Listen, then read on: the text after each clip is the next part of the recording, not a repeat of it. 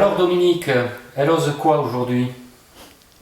Elle ose, c'est pas très osé ce dont on va parler aujourd'hui. Aujourd'hui, avec Elle ose, on va parler d'hypersensibilité et d'énéagramme.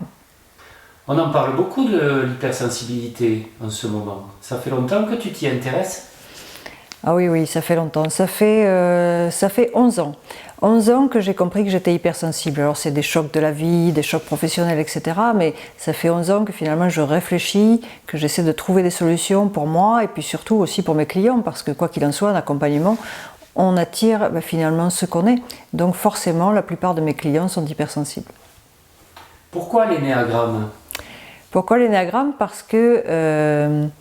Parce qu'on parle beaucoup d'hypersensibilité, mais on ne donne pas souvent des outils pour aider les hypersensibles à devenir autonomes, et que l'énéagramme c'est un outil de connaissance de soi fabuleux parce qu'il apprend à être autonome, il apprend à grandir, il apprend à se connaître, il apprend à gérer les relations avec les autres et il donne des pistes d'évolution incroyables.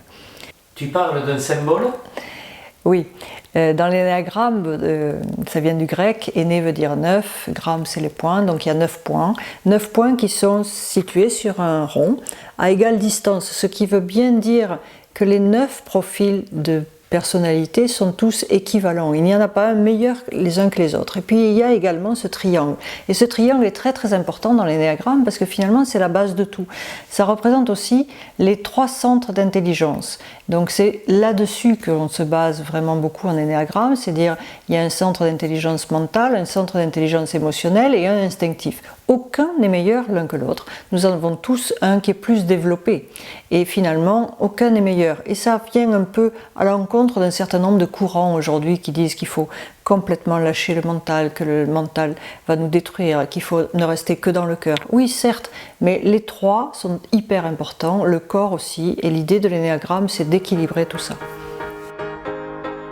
Avec ces 3 centres d'intelligence et avec ces 9 profils de personnalité, finalement on fait un tour et on comprend beaucoup mieux en fait l'hypersensibilité. On comprend beaucoup mieux pourquoi certains ont peur d'avoir peur, certains sont en colère d'être en colère, et ils ne l'expriment jamais, et certains sont tristes de pouvoir imaginer de la tristesse. Voilà. Et donc du coup ces émotions, elles se multiplient les unes avec les autres, elles deviennent explosives, c'est pour ça qu'il y a cette hypersensibilité. Et l'idée c'est de calmer tout ça, c'est de comprendre, c'est d'équilibrer la peur, la colère, la tristesse, c'est d'équilibrer le mental, l'émotionnel et le corporel. Et voilà, et c'est en ça que l'énéagramme est super important et super intéressant pour les hypersensibles.